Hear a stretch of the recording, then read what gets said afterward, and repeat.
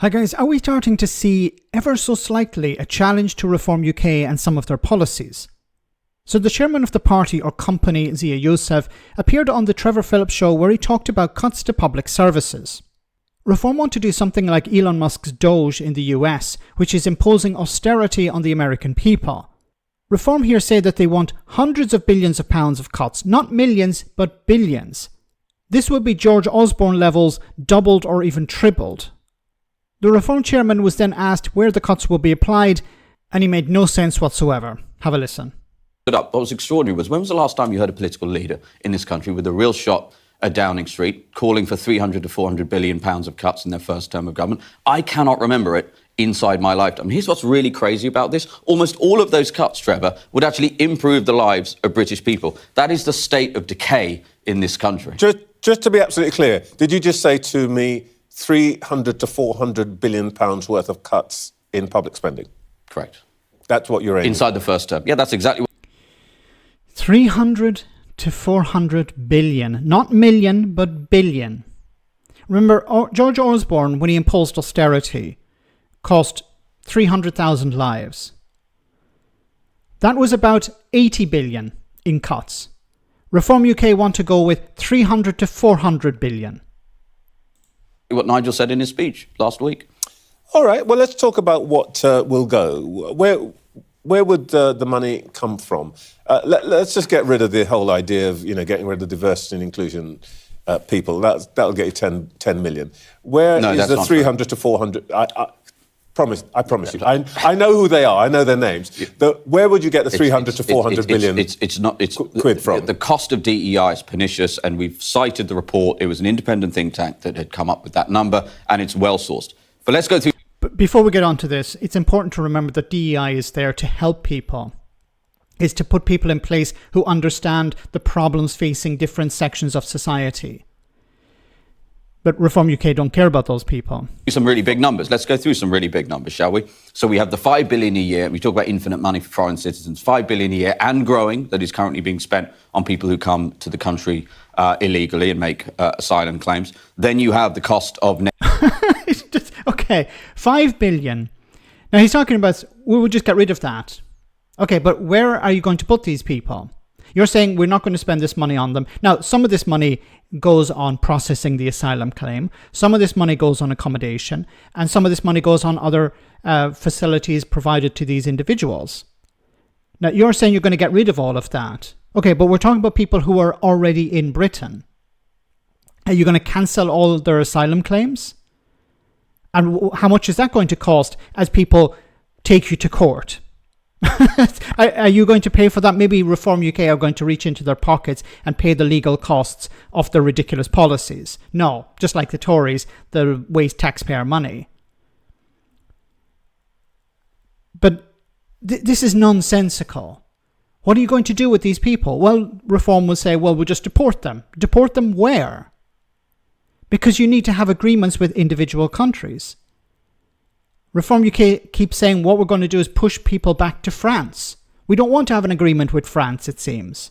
We just want to send people, dump people on the French coast. No, that's not going to work either. So we're not talking about people coming to Britain in the future. We're talking about people in Britain now who are waiting for an asylum claim to be processed. What are you going to do about those people? Where are they going to be housed? Andrea Jenkins, a mayor for Reform, wants to put them in camps. How much is that going to cost? It's a ridiculous policy, but where is the funding for that? Net zero, which we calculate to be the actual cost of the exchequer being around 45 billion, of which there is north of 12 billion, somewhere between 12 and 15 billion, that is directly inside government budgets. And that's before, Trevor, you talk about the fact that policy, this insane policy, is the one that gives us the most expensive energy costs in the world. No, it doesn't. It's not net zero that results in higher energy prices in Britain. It's the fact that the UK buys its energy coupled to the price of gas. So if you decouple from the price of gas, then you'll be able to see energy prices come down. So it's nothing to do with net zero. Net zero has very little impact on the price of energy. But why does Reform UK want to dump net zero? We're talking here about a small percentage of their total, 400 billion, 300 billion that they want to cut. Because they're in bed with the fossil fuel industry. More investment in renewables is bad for the fossil fuel industry, and therefore they're applying pressure to Reform UK to roll back such policies. This would actually create jobs for people. This would be beneficial to the UK economy, beneficial to individuals as well, because it includes insulating homes, which would bring down energy prices immediately, overnight. But Reform UK don't want to talk about that, obviously. And that is the fundamental reason why we have no growth. Well, hold on, you asked me some cuts, and I'm going through them. Then there's the 265 billion that is inside Quangos. We're saying we're going to cut 5% of 265 billion in Quangos. What Quangos? What are you talking about? Can we see the data? You're not in government, but you seem to have all this information available to you to know how much the Quangos are wasting. And which Quangos need to go. Quangos can be a problem, yes. But what are you going to do? Just get rid of all of them? And to hell with the consequences? Some of these Quangos exist for a reason. But Reform UK are just looking at, okay, this is how much something costs, get rid of it. That number's from 2021, adjusted for inflation today, that number's closer to 320 billion. Okay. That's another 15 billion. Okay. I could go on. So Trevor, the reality is we're the only ones who are serious about this stuff. And we're going to put that money back in the pockets of people watching this programme. No, it'll go back into the pockets of some people. It will go back into the pockets of the rich, because Reform UK is a party of the rich for the rich. They want to do tax cuts like what Donald Trump is doing in the United States. And who will benefit from those tax cuts? The richest in society. The poorest in society will have their healthcare cut, or having it cut at the moment.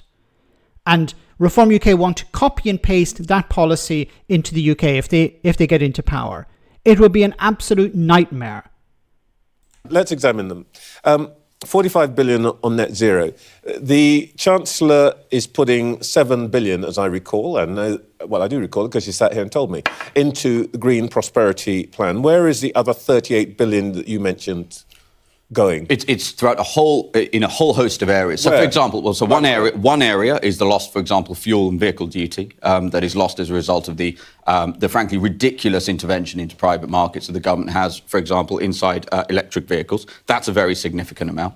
So, hang on. So you're going to get rid of electric cars and make people pay? So where are you going to get the money from? We're going to stop the state subsidies that are going into the, quote, electrification that is happening.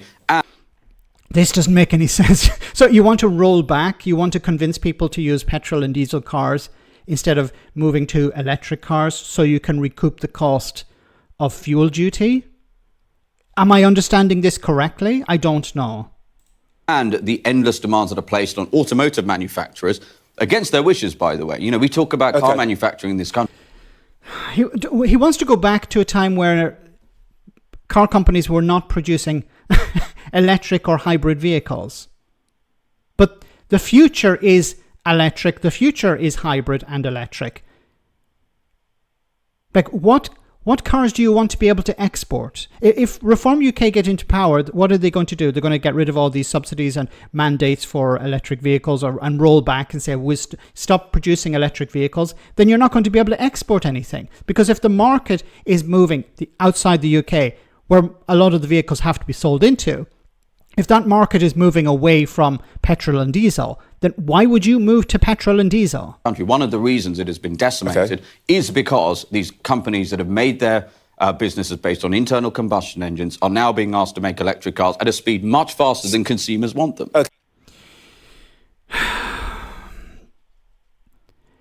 I'm less concerned about the net zero policy. I'm less concerned about the Quangos. I'm more concerned about what they want to do when it comes to other aspects of austerity, because this would be austerity. And I really wish journalists would call it out. You want to impose austerity on the United Kingdom.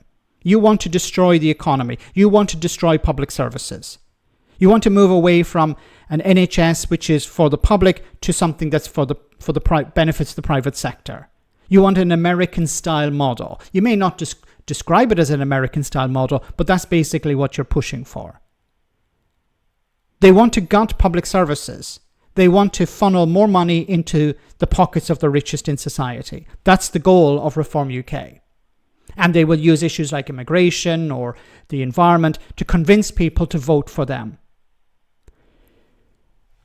Hopefully, we're seeing a little bit of pushback from the media, because that's what's necessary. Because as soon as you start to push back even a little bit, you can see how their policies fall apart. Let me know in the comment section, guys, what you think about all of this. As always, your comments are greatly appreciated. Thanks a lot.